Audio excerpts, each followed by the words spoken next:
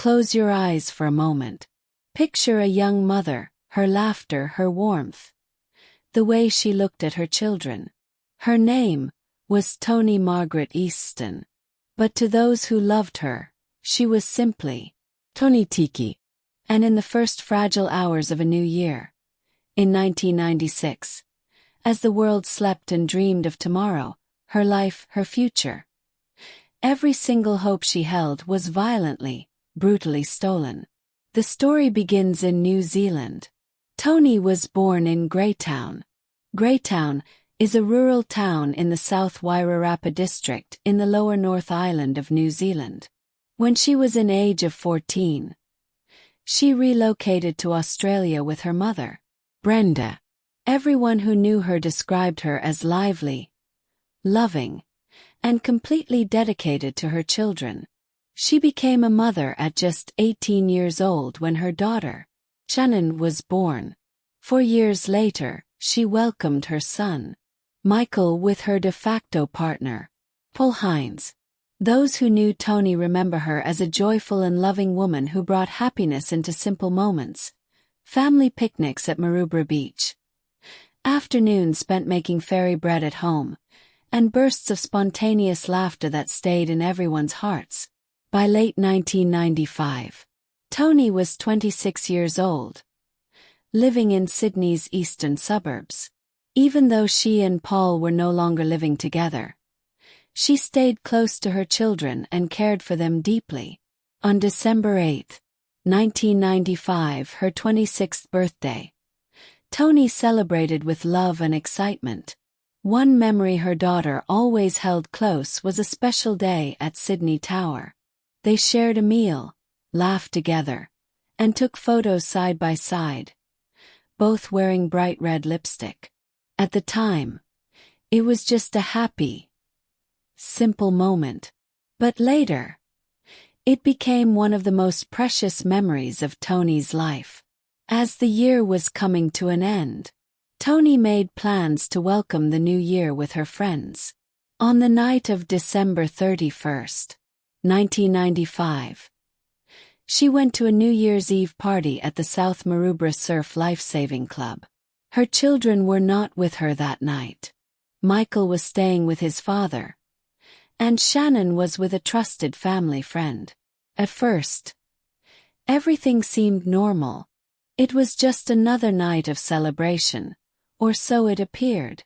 In the early hours of Monday, January 1st, 1996, around 1:30 in the morning, Toni was seen leaving the surf club. A male friend walked with her for a short distance to make sure she was safe. But after a while, he decided to go back to the party, and they parted ways. Toni continued walking home alone. That simple moment, when she walked away by herself, later became very important. It was the last time anyone would ever see Toni alive. When Toni didn't come home and no one could reach her later that day, worry quickly spread. By Tuesday, January 2nd, a close friend reported her missing to the local police at the Eastern Beaches police station. Officers immediately began searching for answers, trying to trace where Toni had gone after leaving the surf club. As the hours passed, and then days, with no sign of her, fear and anxiety grew stronger among her family and friends. The search ended in heartbreak on Friday, January 5, 1996. Toni's body was found in a quiet area of scrubland near the South Maroubra Surf Lifesaving Club, not far from where she had last been seen alive. It wasn't a busy road or public place. It was a small track usually known only to locals or people familiar with the area. Police quickly closed off the scene and began their investigation. A post-mortem examination later showed that Toni had died from serious injuries. Some reports said she had been struck on the head with a heavy object. What was clear was this: her death was not an accident. She had been killed. The injuries pointed to a violent attack, and early investigators believed it may have been sexually motivated. After this, detectives from the State Crime Command's Homicide Squad took over the case. The investigation was given a special name: Strike Force Ionian 2. Investigators desperately tried to piece together Toni's last steps. They spoke with everyone who might have seen her that night, combed through every shred of evidence they could find, and pleaded with the public to come forward if they knew anything at all.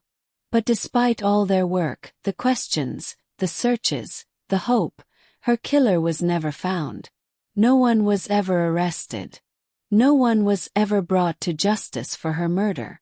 The world shattered for Toni's children in an instant. 8-year-old Shannon and 3-year-old Michael. The loss was a sudden, terrifying void they could not understand. In the fearful days that followed, they felt the heavy silence, the hushed, worried voices of the adults and the solemn presence of police in their home. The words they finally heard, "Your mother isn't coming back," landed with a final, devastating blow. Death was an impossible concept for such young hearts to hold. But more than the abstract idea of loss, it was the crushing weight of unanswered questions. The why, the how, the sheer senselessness of it all, that twisted their confusion into a deeper, lasting pain. Their mother was just gone. And with her, the safety and certainty of their childhood. Toni's funeral did not bring peace, only deeper trauma. Inside the quiet church, young Shannon stared at the coffin, unable to connect the still, silent figure inside with the warm, laughing mother who had hugged her just days before. In the weeks that followed, the nightmare only grew more public and more painful. Toni's face began appearing in newspapers and on crime shows like Australia's Most Wanted. It was from these cold public reports, not from a gentle, loving voice, that Shannon first learned the terrible truth, where her mother's body was found, and what happened in her final lonely hours. After Toni's death, nothing in Shannon and Michael's lives felt stable or secure. They first stayed with their stepfather, Paul, but the fragile sense of family soon fractured. Shannon moved hundreds of kilometers away to live with her grandmother, Brenda, in Inverell, a separation from her little brother that carved a deep, lonely ache in both their hearts. That distance only widened, becoming an ocean, when Shannon moved to Idaho in the United States in 2001.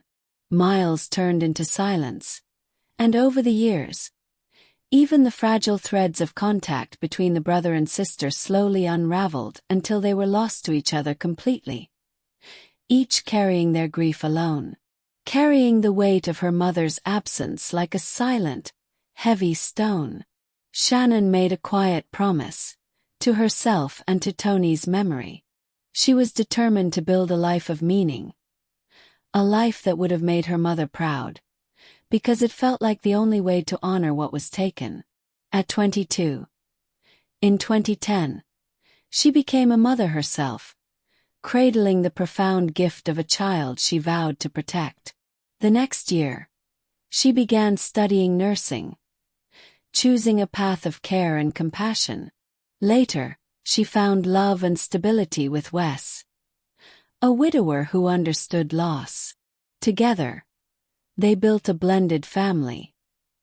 And in 2013, Shannon welcomed another daughter.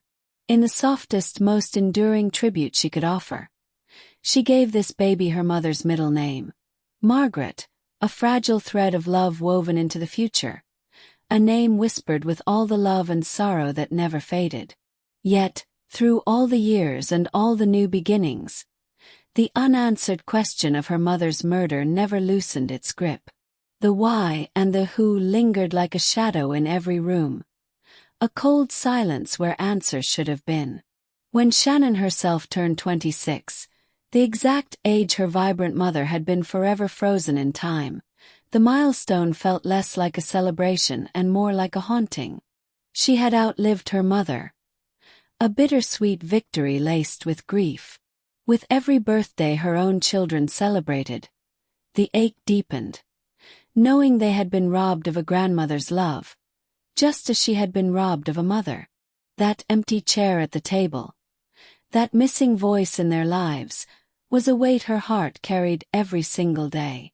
In 2016, a fragile thread of hope finally appeared.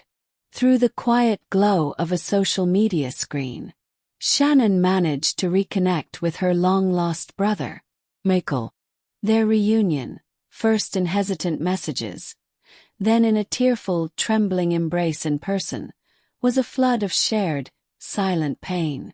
In each other, they found a mirror of the same unhealed wound, the same unanswered cry for justice that had haunted them both for 20 years. Together, they discovered a heartbreaking ritual. Their Uncle Grant had faithfully called the police every single year on Toni's birthday. A quiet, stubborn act of love. And every single year, the answer was the same, a hollow echo of no new leads, a door forever closed on the truth. For many years, it seemed the case would remain frozen in time, forever unresolved. However, in 2024, nearly 3 decades after Toni's death, a profound shift occurred.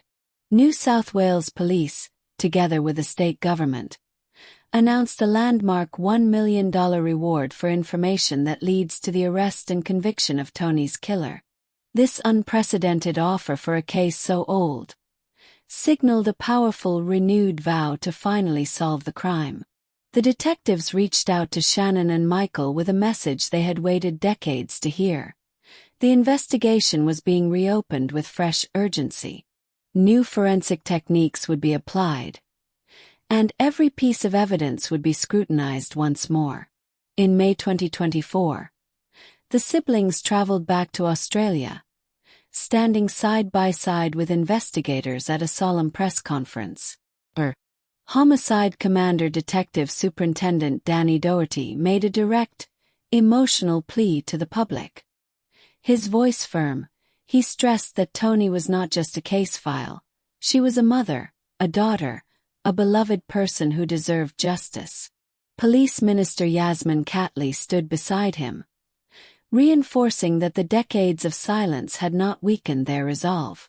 Time, she stated, would not be a barrier to truth. During media appearances, both Shannon and Michael spoke openly about the profound impact of their mother's murder. Michael described the permanent void it had carved in their lives, while Shannon spoke of the stolen moments they would never get back, milestones like graduations and weddings, and the simple, guiding presence of a mother through adulthood. Their plea was heartfelt and clear. Even the tiniest fragment of information could be the key. As part of the renewed appeal, police shared new insights. Investigators stated that the isolated location where Toni's body was discovered indicated the killer likely knew the area well. They reaffirmed their long-held suspicion that the attack was sexually motivated. In a significant step, they revealed that past sexual offenses in the region were being re-examined as part of the active investigation. As part of the appeal, the family revisited the site near the surf club where Toni's body had been discovered. Walking the path together was confronting, but it also reinforced their determination to keep her story alive. For them, the reward was not about closure, something they acknowledged may never fully come, but about truth and accountability. For nearly 30 long years, the mystery of Toni Tiki's murder has remained a painful, open wound. Yet her story has never faded. The recent revival of the investigation, the heartfelt pleas of her now-grown children, and the offer of a significant reward, all stand as proof. The passage of time does not wash away guilt. Someone, somewhere, holds the truth about what happened in those dark, early hours of New Year's Day, 1996. Toni was cherished in life, and she is profoundly missed in absence. Her life held meaning, and the relentless pursuit of justice for her endures.